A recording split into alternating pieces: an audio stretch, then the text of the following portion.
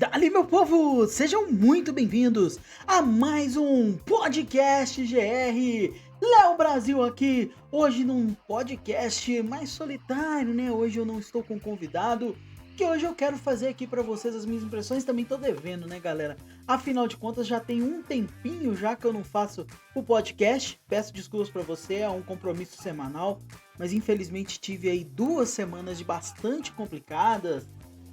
Enfim, com problemas pessoais, profissionais, mas deu para resolver tudo, graças a Deus. E hoje a gente tá aqui para poder conversar um pouco, para poder trazer um pouco as minhas opiniões sobre o determinado assunto, né?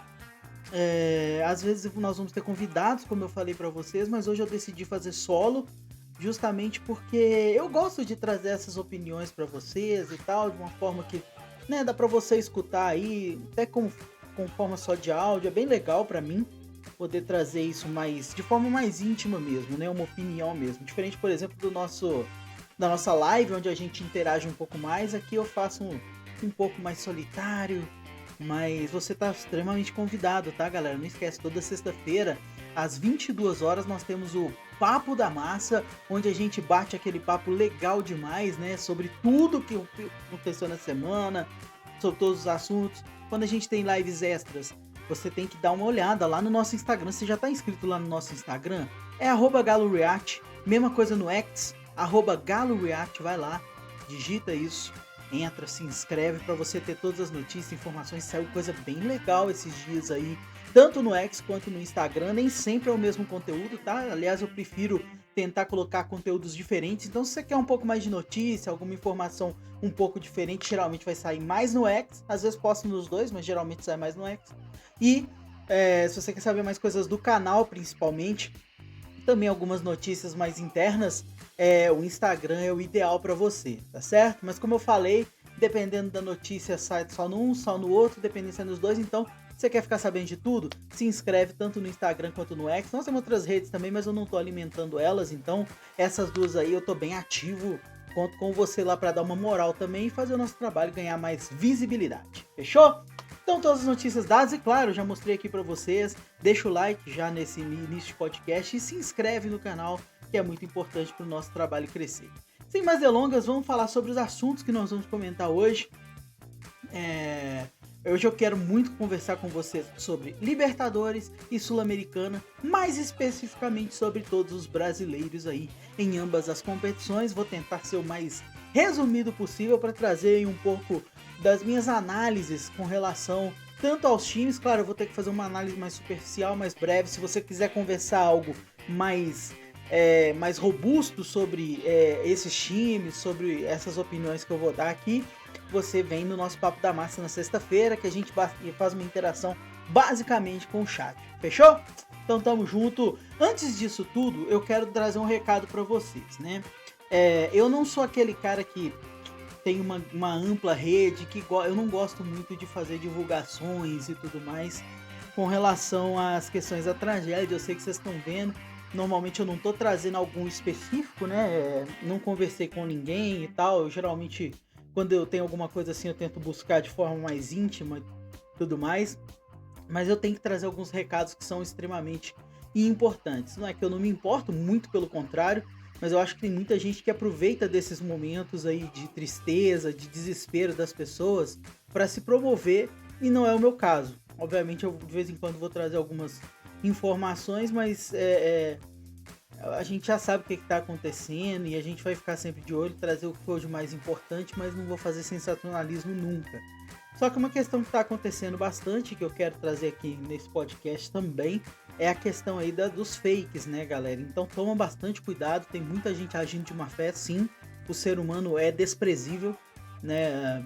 Boa parte, não todos, né? Na verdade é uma minoria, mas nós temos aí alguns seres humanos que eu não sei nem se a gente pode tratar assim, que aproveita de um desastre desse, vidas totalmente destroçadas para poder lucrar e se dar bem em cima das pessoas que têm boa vontade. Por isso, eu tô aqui para deixar esse primeiro recado para você, que é justamente a questão de, se você quer doar, se você quer ajudar, por favor, não se restrinja, é muito importante você ajudar.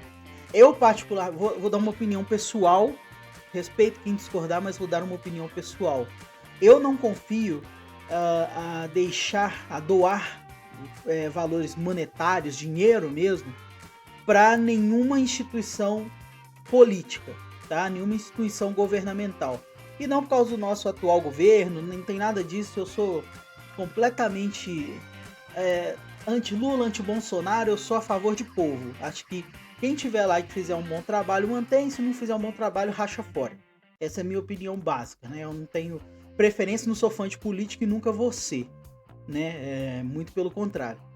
Acho que os caras é que são nossos funcionários e tem que respeitar mais a população, que seria aí o seu patrão, que é quem paga o seu salário. Mas infelizmente isso não acontece e alguns se acham maiores do que outras pessoas. Mas não vamos falar de política aqui, mas sim dessa questão aí das doações. Eu recomendo porque a questão das doações financeiras, valores, quando são doadas para órgãos de governo, infelizmente isso acontece no Brasil, elas acabam passando de uma mão para outra e não há nenhuma garantia de que isso vai chegar ao seu destino final plenamente, né?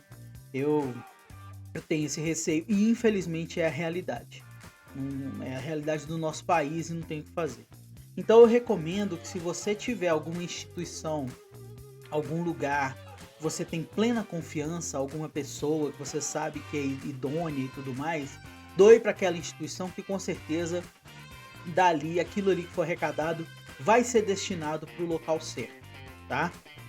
Eu não tenho nenhuma instituição de grande preferência, então, obviamente eu faço bastante pesquisas e decidi para trazer para vocês aqui o mais óbvio e o que eu acho e vejo e acompanho o trabalho, que eu acho que é o mais idôneo.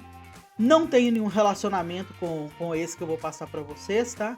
É simplesmente de tudo que eu tenho visto, eu acredito que o Instituto Galo realmente faz um trabalho de qualidade e um trabalho idôneo mesmo, né? A filantropia ali, ela é real, a gente vê o trabalho acontecendo, é um que eu acompanho, vídeos, notícias, noticiários, algumas comunidades também, enfim.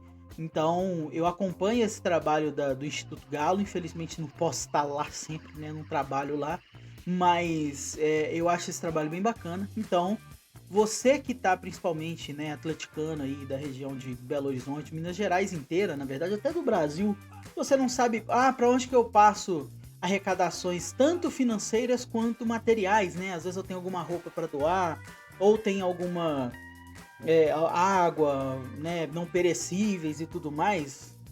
As lojas do Galo, elas estão recebendo as doações, inclusive normalmente podcast eu não coloco tela, né, é só um bate-papo mesmo onde só aparece eu, mas hoje eu vou fazer questão de abrir essa exceção e tá aí na tela para vocês. Esse aqui é o site do Galo, tá? Atlético.com.br, e eu vou deixar aqui o link na descrição das lojas do Galo. A matéria aqui, inclusive, é: lojas do Galo recebem doações para o Rio Grande do Sul, tá? Eu vou deixar aqui na descrição. As lojas do Galo, elas estão recebendo as doações em loco. Então tem todas as lojas aqui no site, tá? Os endereços de cada loja: Aeroporto, Alípio de Melo, Betânia, Betim, BH Shopping, Minas Shopping, Ludes, Rodoviária, Savassi, Sion, Venda Nova, Shopping Barreiro, enfim, todos aqui os endereços, eles estão disponíveis no site, bem como também, as informações para doação do Instituto Galo. Tá vendo? Se você quer doar aí valores financeiros, tem todas as informações aqui do Instituto Galo na hashtag aqui, né? Hashtag Futebol pelo Sul. Inclusive, incentivo você a divulgar aí essa hashtag para poder ajudar mesmo na visibilidade e tal. Se você tiver interesse, pega os dados e coloca lá nas suas redes. Tem aqui a chave Pix para você fazer a doação. Cuidado, tá? Tem muita gente que divulga a chave errada, bem como QR Code. Então, por favor, quando você estiver fazendo a doação, confere se todos os dados estão indo para a pessoa destinada. O Instituto Galo deixou aqui, as informações todas do CNPJ, né? Tá aqui a questão da agência, banco, tá tudo certinho aqui para você encaminhar a doação pro lugar certo. Então, tá doando qualquer valor que seja, R$1, R$1.000, R$10.000, colocou a chave Pix, verifica se os dados são realmente do Instituto e se estiver tudo certo, você encaminha, tá certo? Eu tô recomendando esse aqui porque é um trabalho que eu conheço, que eu confio, e o nosso querido Sérgio Coelho, com certeza vai encaminhar para o lugar certo. Ele e a esposa fazem um trabalho simplesmente primoroso com relação ao Instituto Galo, tá certo, galera? Então, eu já falei bastante, até passei muito do tempo, mas vamos ajudar quem puder, tá certo? Não atrapalhe você mesmo. Se você puder doar, se for um chinelo, se for uma roupa, se for 500 mil reais, doe pro lugar certo, pra pessoa certa, pra ajudar, fechou? Resolvi abrir com esse tempo maior aqui com relação a isso, porque eu acho que é muito importante. Agora sim, vamos entrar aí na questão do nosso querido podcast GR, tá, galera? Vai ficar um vídeo um pouquinho mais longo, porque eu acabei gastando mais tempo falando disso, mas eu acho extremamente importante para todos nós. Dando sequência então ao nosso podcast, vamos falar dos grupos da nossa querida Libertadores, começando obviamente com o grupo A. Grupo A aí, onde vou falar principalmente dos brasileiros, tá, gente? Não vou comentar o grupo todo, não. O Fluminense é o time brasileiro do grupo A. Nesse momento tem 8 pontos e basicamente precisa de uma vitória para se classificar, tá? O segundo colocado é o Cerro Porteño com 5, então 2 vitórias ele chega a 11. O Fluminense, se tiver uma vitória, faz 11 pontos também. 8, 9, 10, 11. Precisa de uma vitória e um empate, né? Dependendo do resultado. Se o Cerro vencer as 2 partidas, aí fica mais complicado. Mas o problema é que o próximo jogo é contra o Cerro. Então, o Fluminense precisa de uma vitória. Se o Fluminense ganhar o próximo jogo, ele já se classifica. Lembrando, o Fluminense jogou, né, no dia de ontem, você tá vendo o vídeo no dia seguinte que eu tô gravando. Então o Fluminense ganhou de 1-0 do Colo-Colo, conseguiu assumir ali a liderança. Próximo jogo é justamente contra o Cerro Porteño. Vencendo esse jogo, garante matematicamente a sua classificação. Na verdade, acho que até empatando, viu? Até empatando, Colo-Colo... Não, empatando não garante não, mas ganhando, garante. Ganhando, garante. Então, o Fluminense, se vencer, já garante sua classificação com tranquilidade aí para a próxima fase. Acho que até em primeiro, viu? O Colo-Colo não alcança mais, você garante até em primeiro.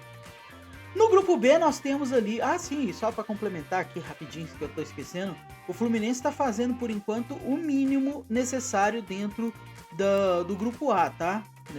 Só para lembrar aí vocês, né, a galera que às vezes não acompanha, o Fluminense começou empatando com a Aliança em 1-1, depois ganhou de 2-1 do Colo-Colo, apertadinho, empatou de 0-0 de novo contra o Cerro Porteño, mas o jogo foi fora de casa, o próximo jogo contra o Cerro é em casa, e por fim ganhou contra o Colo-Colo fora de casa aí, né, perdeu os pontos. O Colo-Colo aí foi o único time que o Fluminense conseguiu vencer, inclusive venceu os 2 jogos. Então, por isso esse jogo do Cerro é bem importante, está fazendo no momento até então o mínimo necessário para se classificar. O Fluminense a gente sabe que é um time perigosíssimo, porque chega ali no mata-mata e tem um elenco bom o suficiente aí para conseguir ir avançando nas fases, né? No grupo B nós temos o São Paulo, que não tinha começado tão bem ali o seu grupo, o torcedor do São Paulo estava bem cabreiro, né, com relação ao time. Perdeu o primeiro jogo pro Tajeres, que é um bom time da Argentina, tá? A gente não pode menosprezar nunca o adversário. Perdeu fora de casa, então, perder lá na Argentina não é um absurdo total. Mas depois o São Paulo embalou, principalmente depois que trocou de técnico. Acho que nem sei se a primeira vitória do São Paulo foi da troca de técnico, mas ganhou de 2-0 do Cobresal. Foi uma vitória bem boa. Depois ganhou de 2-0 de novo do Guayaquil. E agora meteu um 3-1 de novo no Cobresal. Nisso aí a gente já vê então que o São Paulo ele vem numa boa evolução, principalmente dentro do campeonato. E tanto o Tajeres quanto o São Paulo já se classificaram. São Paulo foi aí o segundo brasileiro a se classificar neste campeonato, nesta Libertadores. E o Tajeres o primeiro argentino aí a se classificar na Libertadores. E eu já ia esquecendo,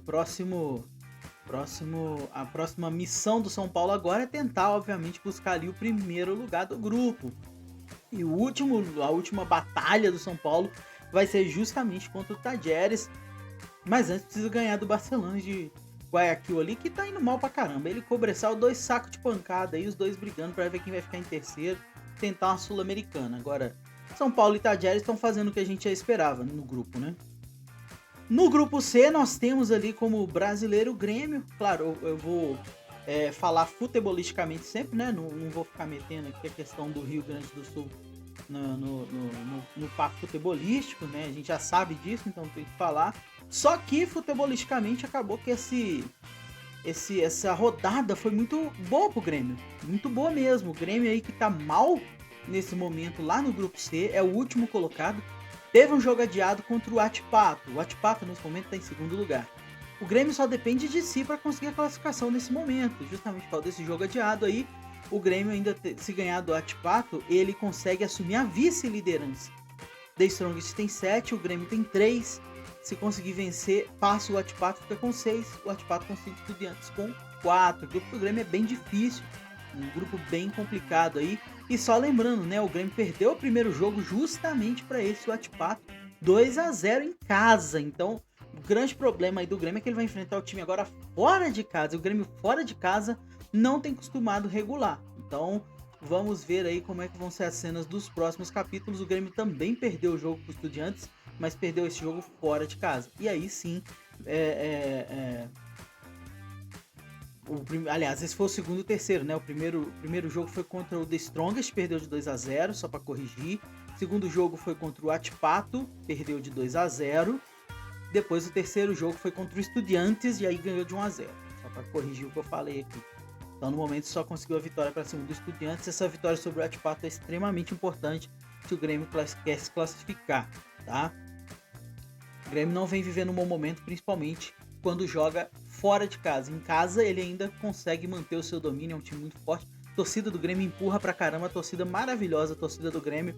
Agora, fora de casa, o time simplesmente não tem funcionado nem no Brasileirão e tampouco na Libertadores, né? Vamos ver as cenas dos próximos capítulos. No grupo D, é o grupo do Botafogo, e a rodada também foi muito boa pro Botafogo, que estava mal, correndo um grave risco de não se classificar, e agora tem a classificação em suas mãos. Só depende das próprias forças.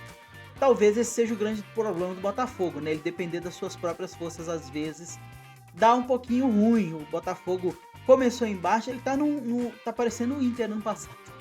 Porque o Inter ano passado ficou assim, no campeonato brasileiro, é uma montanha-russa, um sobe e desce gigantesco. Esse ano o Botafogo começou o ano até o momento assim, né?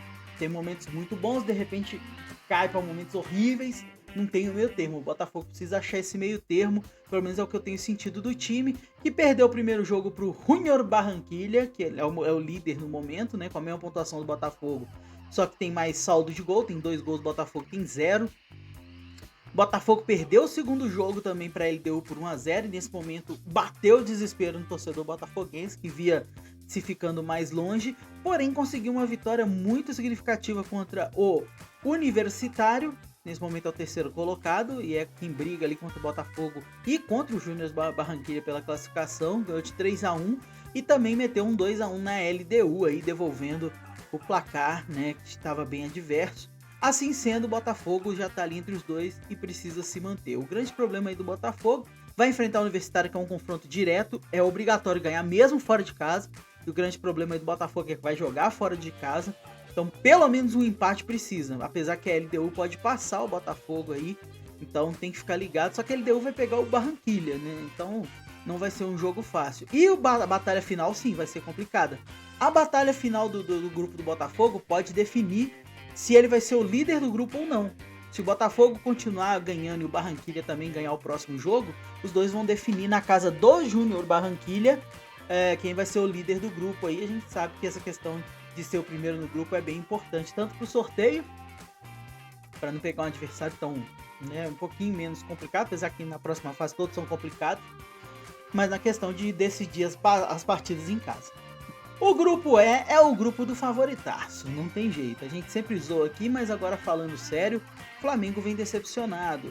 E eu até disponibilizei, né, um trecho de um react que eu assisti do Los Marginotes. Então um grande abraço para eles aí se chegarem a ver esse podcast, onde eles fizeram um comentário que me chamou muita atenção e foi muito lúcido o comentário. Poucas vezes eu vi um torcedor falar assim da própria torcida, mandando a real. E normalmente você vê eu assisto muito react de todo mundo, tá, gente? Flamengo, São Paulo, Fluminense. Às vezes eu deixo as mensagens lá pra galera nos comentários. Às vezes não, às vezes eu só assisto mesmo.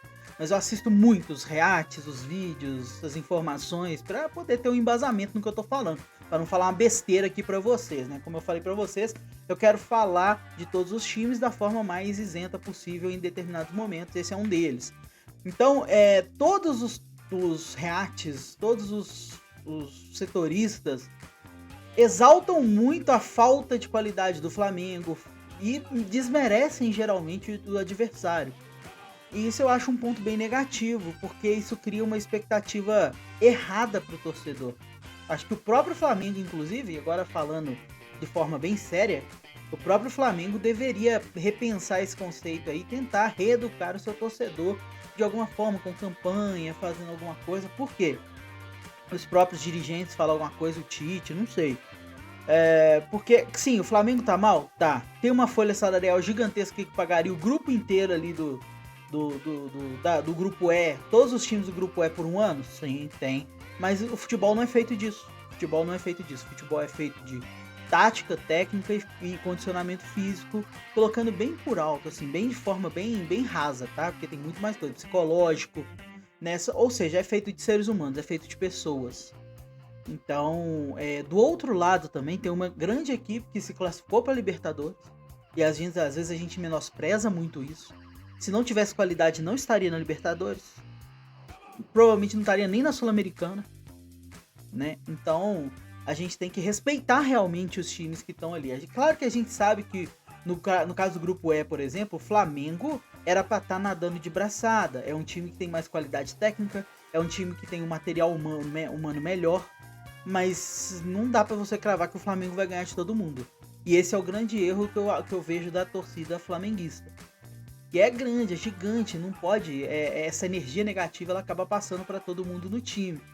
É um pouco desnecessário e não colabora. Os caras só vão ficar mais nervosos e vão continuar perdendo jogos. Não é a pressão que vai fazer eles jogarem mais.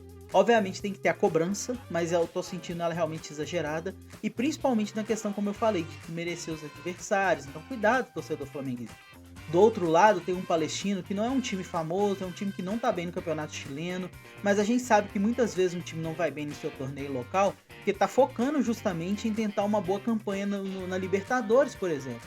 Tá destinando todas as forças para Libertadores e ignorando o campeonato local, né? Então a gente tem que pensar um pouquinho. Essa vitória aí do Palestino foi um tapa de luva para fazer o flamenguista acordar. Só que agora complicou bastante, porque o Flamengo já não garante mais o primeiro lugar. É muito difícil, porque o Flamengo tem que tirar um saldo de gols de 6 gols do Bolívar e torcer pro Bolívar perder os 2 jogos para poder se classificar em primeiro.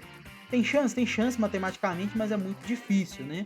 Inclusive o próximo jogo é Flamengo e Bolívar, e se o Flamengo não conseguir a vitória para cima do Bolívar, ele simplesmente pode perder a sua classificação já na próxima rodada, porque afinal de contas o Palestino vai enfrentar o time mais fraco, aí, o saco de pancada do grupo, que é o Milionário, né?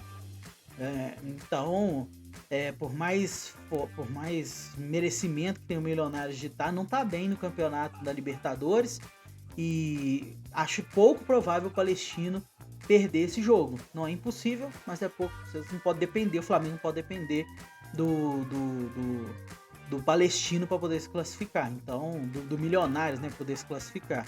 E na última rodada o Flamengo vai pegar o Milionários, que é o time que tem que passar com tranquilidade. Agora, tem que respeitar sempre o adversário, colocar um pouquinho os pés no chão, porque tá muito aéreo, porque, meu time é muito caro, então ele tem que passar o rodo em todo mundo. Futebol não funciona assim. Futebol não funciona assim. A gente já viu aí times com orçamento bem menor ficar muito à frente do Flamengo aí em várias campanhas. Né, do Flamengo, quando o Corinthians era o mais rico era o Corinthians, quando o Palmeiras era o mais rico às vezes ficava na frente do Palmeiras, entendeu? Então não é bem assim que funciona o futebol. O futebol funciona daquele momento ali, nas 4 linhas. E aí eu concordo com o torcedor flamenguista, né? O time tá muito mal, não tá conseguindo se acertar, tem que fazer essa cobrança, mas você não pode desmerecer o adversário para fazer a cobrança do seu time. E também não pode achar que tudo que acontece é porque o seu time tá mal. Às vezes o adversário tá bem. Tá certo? Então é isso que eu tenho que falar do grupo E. Do grupo F, nós temos aí o grupo do Palmeiras, que virtualmente já está classificado. O Palmeiras já tem 10 pontos, os outros 3 times do grupo têm 4 pontos. O Palmeiras está com um saldo de 8 gols, os outros times têm -1, -1 e -6. Então, para o Palmeiras não se classificar, ele teria que tomar constantes dos 2 últimos jogos goleadas, e dois dos outros 3 times ali conseguir 2 vitórias esmagadoras. Isso não vai acontecer, dificilmente acontece, aí já é muito absurdo. E ontem, no caso, você tá vendo o vídeo, dia seguinte, ontem o Palmeiras meteu um 5-0 no Liverpool com o Abel modificando o esquema do Palmeiras, hein? Abrindo ali jogadores pelas pontas, fazendo um jogo dominante. O Liverpool não teve chance, teve aquela confusãozinha básica que a gente já sabe, né? Como é que funciona, mas o Liverpool simplesmente foi massacrado pelo Palmeiras. Não teve o que falar. O Palmeiras passou o carreto, podia ter sido até de bem mais. Então, parabéns aí ao Palmeiras por essa grande vitória. Será que pintou aí um time pra competir com o Galo pelo melhor futebol? Não sei, é cedo, né? Porque o Liverpool, teoricamente, é o time menos qualificado dentre os 3 que o Palmeiras vai enfrentar. Dentre os 3 que o Palmeiras enfrenta aí no seu grupo. Acho que independente da Ovalle e São Lourenço são melhores. Mas a gente sabe que futebol é uma caixinha de surpresas, né? Tanto que o Palmeiras não começou tão maravilhosamente bem, empatou com o São Lourenço, mas foi um empate fora de casa, tava com o time reserva. Então até que foi bom aí, o Palmeiras tá fazendo o seu dever de casa. Dentro de casa passou um 3-1 no Liverpool com tranquilidade. Esse 5-0 foi fora de casa, gente, foi lá, por isso que deu confusão. E depois meteu um 3-2 contra o Del Valle ali, perdendo de 2-0, conseguiu fazer a virada. Esse jogo sim, esse jogo foi épico aí do Palmeiras, conseguiu uma virada sensacional e agora esse 5-0 aí mostrando a superioridade do time do Palmeiras que a gente já esperava e como a gente sabe, né? Toda live eu falo isso e vou repetir aqui. Palmeiras é aquele time que a gente tem que tomar cuidado o tempo todo, porque começa mal, capengando, Paulista mais ou menos, aí começa o Brasileirão, minha pedra meio tijolo, de repente chega lá no final, tá abocanhando os títulos. É um time que vai te enganando ali à medida que o campeonato vai passando, né? Então, de repente o time cresce, bum, estoura e tem que ficar de olho nesse Palmeiras, que é um time bem perigoso. O Palmeiras depende de um empate para se classificar em primeiro, então não tem muito o que falar não. Os outros times aí só podem chegar a 10 pontos, o Palmeiras aí tá com 10. Talvez até mesmo se não conseguir os 10 pontos, os 11 pontos, se não conseguir ganhar os 2 próximos jogos, se classifica em primeiro para o saldo de gols. Próximo adversário independente Del Valle, que com um empate ele já classifica. Então tá bem tranquilo. O último jogo contra o São Lourenço, ou seja, Palmeiras não tem muito o que falar não, já tá classificado. Só vai definir aí o primeiro lugar mesmo. Provavelmente na próxima rodada já deve estar definidinho isso aí. O grupo G de Galo, né, meus amigos? E aí, claro que eu vou falar aqui do futebol mais bonito do Brasil até hoje, tá? Dia 10, o vídeo tá saindo, né? Dia 10/5. Com certeza é o futebol mais atraente, é o futebol mais bonito do Brasil. Mas isso, felizmente, não tá subindo a cabeça dos jogadores, da comissão, da diretoria, de ninguém. A galera tá muito pé no chão, muito humilde. Isso realmente dá um alento pro coração do atleticano, porque eu, particularmente, vou falar por mim, era o que eu sonhava ver no Galo, né? Um time humilde, de qualidade e fazendo um futebol agradável, futebol pra frente. Não quer dizer que vai ganhar sempre, mas se jogar sempre, já vai ser muito satisfatório assistir.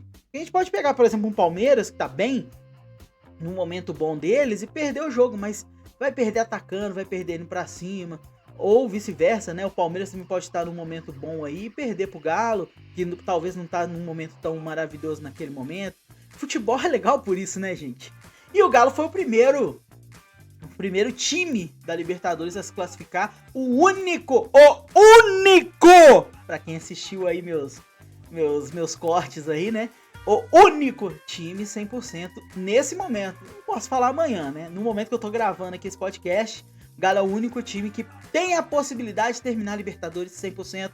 Visto que o River, que era o outro time que poderia, empatou, e o Bolívar também, que era o outro time lá do grupo do Flamengo, também empatou. Então, o único time 100% na Libertadores até a 4ª rodada é o Clube Atlético Mineiro, com um futebol maravilhoso e tende a crescer, viu, gente? Vou avisar pra vocês, então, no meio do ano aí, quando começar as próximas fases da Libertadores, a gente vai ter reforços de peso, principalmente o Bernard aí, que a galera já sabe que tá chegando. E eu tenho boas expectativas com o menino Bernard aí, que já não é mais menino, né? Agora já tem 31 anos, vai chegar no Galo com 31 anos, né? Então, bem legal o grupo do Galão da Massa. O grupo H não tem brasileiros, é o grupo do River, que também já tá basicamente classificado. Matematicamente ainda falta um pontinho. E o Nacional do Uruguai tá correndo por fora junto com o Libertad ali, que vão disputar entre os dois o segundo lugar. Tátira é o saco de pancada da galera, conseguiu fazer um pontinho só. E foi justamente nessa rodada agora contra o Libertad que perdeu a oportunidade aí de se manter colado no Nacional do Uruguai. E é isso, galera. Esses são os grupos da Libertadores. Comentando rapidamente sobre os brasileiros na Copa Sul-Americana. Grupo A não tem brasileiros, então eu vou pular, tá, galera? Não vou comentar o grupo A, não. Grupo B, nós temos o grupo do Cruzeiro, que, meus amigos, deu muita sorte com o grupo que pegou, viu? Porque os outros times não são lá essa Brastemp. Perderam a oportunidade de deixar o Cruzeirão pra trás. Não tava vindo bem na campanha o Cruzeiro, tava com 3 empates, a torcida muito impaciente, muito irritada aí com o futebol que o Cruzeiro tava apresentando. Conseguiu uma vitória aí pra dar uma respirada. Nesse momento é o segundo colocado a 4 pontos atrás da Universidade de Quito. Ainda pode ficar em primeiro, mas vai ter que vencer ali o La Calera na próxima rodada, que não é um jogo fácil, é um confronto direto, inclusive. O Cruzeiro, se o Cruzeiro conseguir vencer ou até empatar com o La Calera, já encaminha bem aí pelo menos a sua passagem para enfrentar os times da Libertadores. Lembrando, tá, galera, eu esqueci de falar isso. Na Sul-Americana, diferente da Libertadores, onde classificam 2, na Sul-Americana só se classifica um direto para a fase de oitavas. O segundo colocado de cada grupo vai enfrentar o terceiro colocado da Libertadores numa espécie de repescagem ali, uma fase entre fases, né, digamos assim. Então, nesse momento o Cruzeiro enfrentaria algum time que seria sorteado, né, que viesse da Libertadores ali em terceiro lugar, né? Então, acho que é bem complicado você ter esse jogo a mais aí, é bem chato, principalmente enfrentando times aí que não são fraquinhos, afinal de contas estão na Libertadores. Mas só depende dele mesmo, porque vai pegar o La Calera, como eu falei pra vocês na outra rodada, e a última rodada é justamente contra o líder, Universidade de Quito. Só que vai ter que torcer pra Universidade de Quito dar uma tropeçada.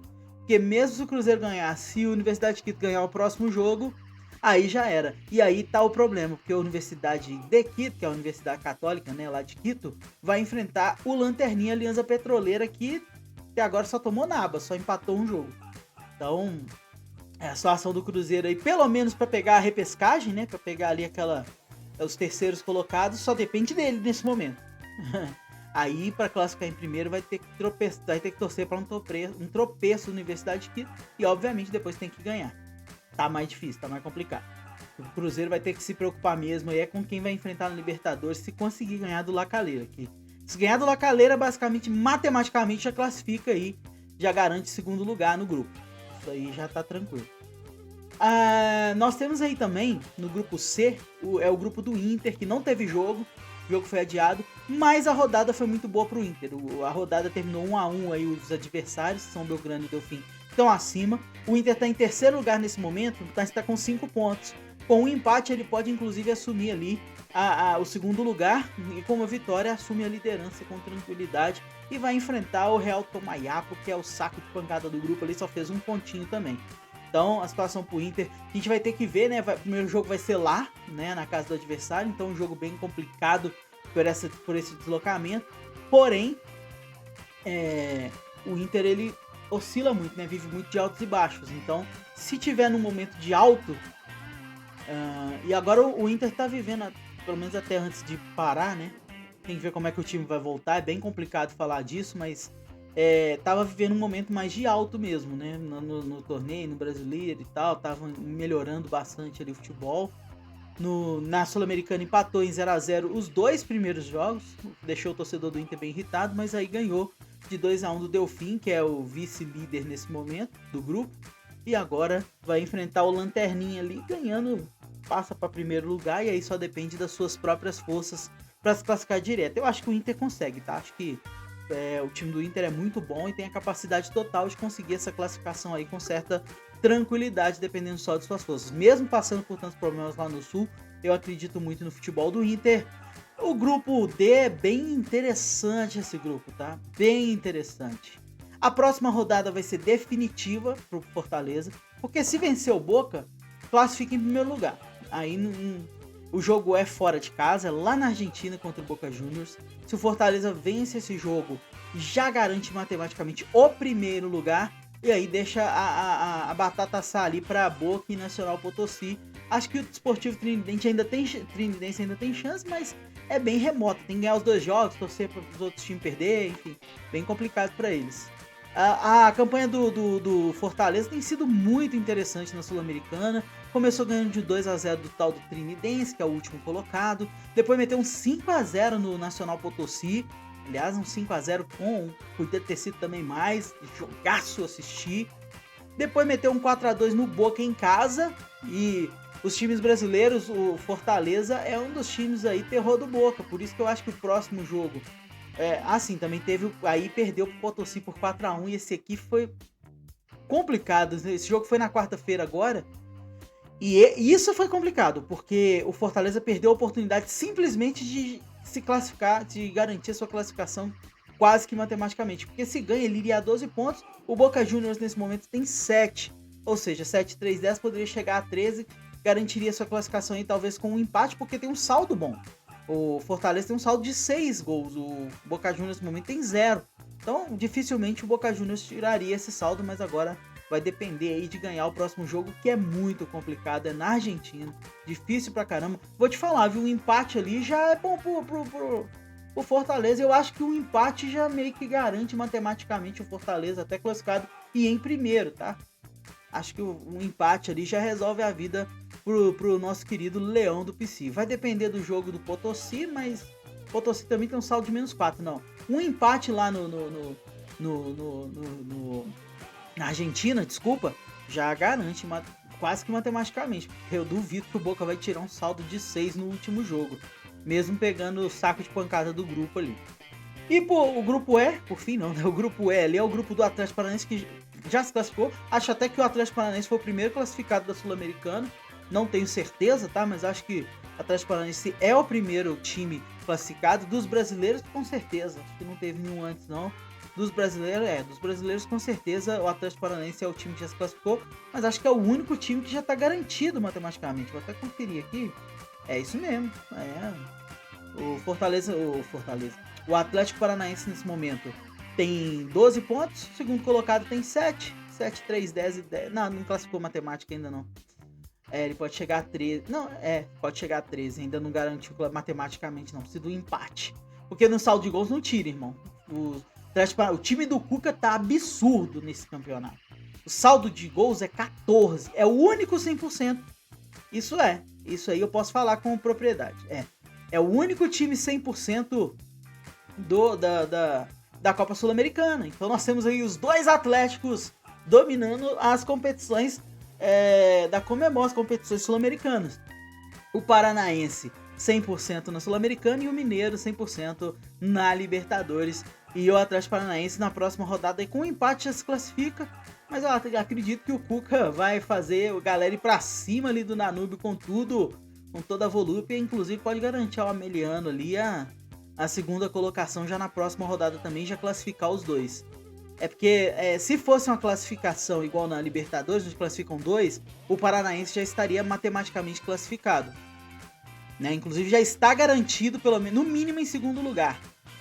Mas eu acho que garantir primeiro com tranquilidade se classifica direto, sem precisar pegar os times aí da próxima fase. O Paranaense, ele meteu um 6-0 do primeiro jogo, contra o saco de pancada Raizuliano, que não pontuou com ninguém até agora. Depois 1-0 contra o Danúbio, e aí foi um jogo mais difícil, foi fora de casa. Enfrentou e ganhou de novo dos... eu pulei um. Começou com 4-1 em cima do Ameliano, isso.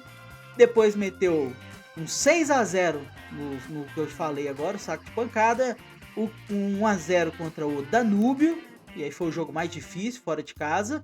E depois meteu de novo um 5-0 no último colocado, o saco de pancada, saldo menos 16, gente, não tem como. Esse time realmente é muito fraco, esse aí não tem que falar não. Esse aqui já tá se mostrando, né, diferente do outro lá que perde, o time acha que o time é mais fraco. Não, aqui o time é fraco mesmo, não tem jeito. 16 de saldo negativo, 0 ponto, não é pra qualquer um não. E na próxima rodada aí vai enfrentar o Danúbio, mas em casa. Eu acho que o Atlético aqui tá tranquilaço e acho que pode conseguir aí um feito gigantesco, que é conseguir o 100% e ficar em primeiro. E aí também tem todas as vantagens aí até a final, que é jogo único. vai poder decidir todos os jogos em casa. A gente sabe que o Atlético Paranaense em casa é encardido, é um time chato. Então, parabéns aí ao Atlético do Paraná, que tá mandando muito bem na Sul-Americana. E no grupo, aí o time do Cuca, eu sou muito fã do Cuca, velho, não tem jeito. O Cuca é um grande treinador, tá na história do Galo. E tomara que ele faça uma boa história aí, uma história bonita lá no Paranaense, claro. Perdendo pro meu Galo, mas eu espero realmente que ele faça uma grande história lá no Paranaense. E na Sul-Americana, eu acredito que esse título vai ficar entre os 3 brasileiros que eu acho que estão mais qualificados. Corinthians, correndo por fora, mas principalmente que eu acho mais interessante o futebol nos grupos é o Fortaleza e o Atlético Paranaense. Acredito que esses dois aí têm grande chance de chegar na final. O Corinthians correndo por fora, o Cruzeiro também correndo um pouco por fora. Mas eu vejo principalmente o Atlético Paranaense e o Fortaleza como os times mais fortes neste momento. Lembrando, né, esse vídeo tá saindo no dia 10/5, e depois fala assim, ele falou que quem ia ser campeão. Não falei nada disso, eu falei neste momento, neste recorte, pra mim, os times que têm mais capacidade para ser campeões, dentre os brasileiros, claro, são o Atlético Paranaense, especialmente, porque tá 100% inclusive, e o Fortaleza, correndo por fora, Corinthians e o Cruzeiro. No grupo F, que é justamente o grupo do Corinthians, que começou pessimamente, estava dando um desespero pro torcedor corintiano, e vem recuperando um pouco desse futebol, vem demonstrando aí uma certa melhora. Obviamente no jogo contra o Galo a gente foi garfado no brasileiro, mas a gente não tá falando de brasileiro hoje. Na Sul-Americana o Corinthians começou derrapante, bem mal, e depois foi crescendo bem aí, né? Começou assim, bem mal entre aspas, né? Começou com um empate contra o Racing fora de casa. Eu acho que no Uruguai é um resultado bem interessante. O Racing, inclusive, é o líder nesse momento, tem 8 pontos. O Corinthians tem 7 pontos. Na sequência, enfrentou ali o Nacional, meteu um 4-0, e nisso aí o torcedor já ficou eufórico, achando que o time já tinha melhorado, mas aí vieram outros campeonatos, a gente viu que não tá tão bem assim. Perdeu pro Argentino Júnior fora por 1-0, o que também não é o desespero final, tá? Argentino Júnior, inclusive, é um dos times que tá bem lá no campeonato argentino, e muitas vezes é menosprezado porque não é o River, não é o Boca. O Argentino Júnior está indo bem, é o ex-time do nosso querido Milito, então ele deixou ali uma semente plantada, né, para tentar manter o trabalho, e o trabalho dele era muito bom no ano passado. Então, mas esse ano aí tá realmente um pouquinho capenga. Acho que essa falta do Milito ali acabou dando uma prejudicada no time argentino, e o Corinthians mesmo assim acabou perdendo. E inclusive a disputa tá basicamente entre os 3, porque o Nacional do Paraguai, o saco de pancada, só fez 1 ponto.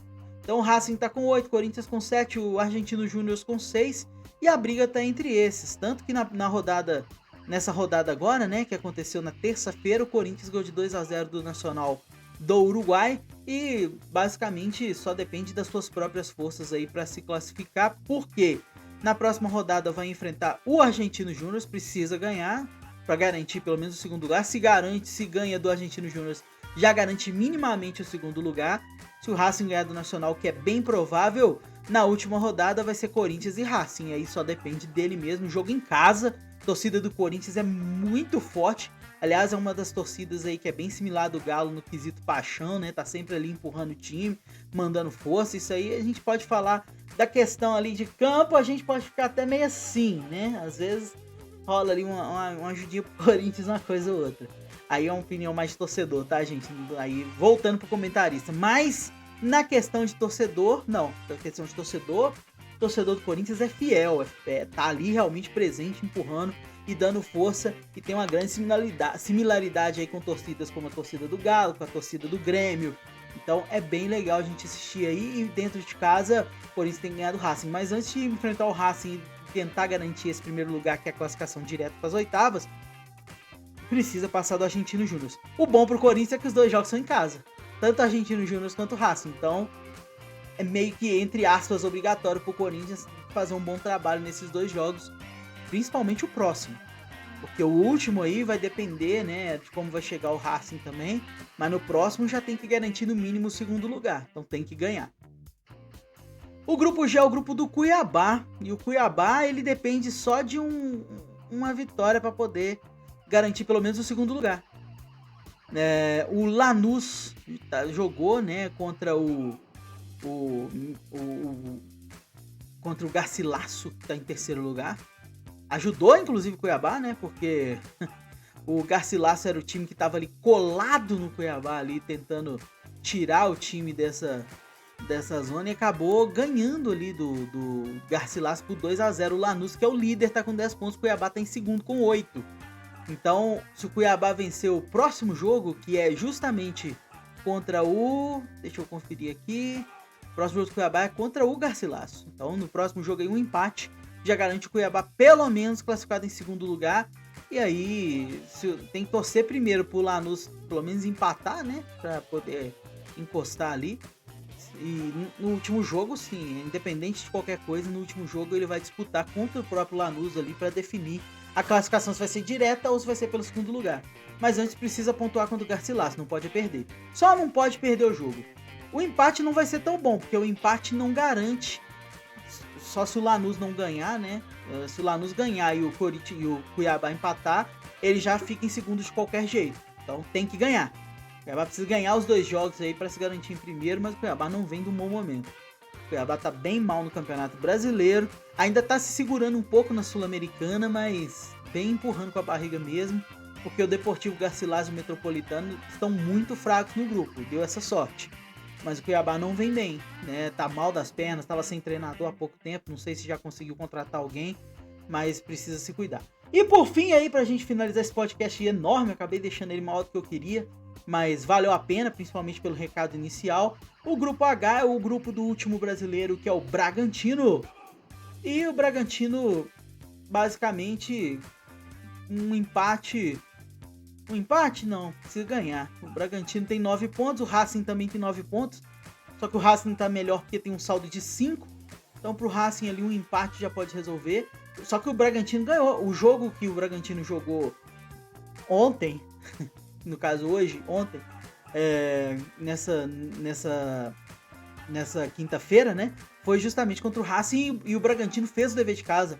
Jogou em casa, ganhou de 2-1 do Racing e garantiu a sua briga pelo primeiro lugar.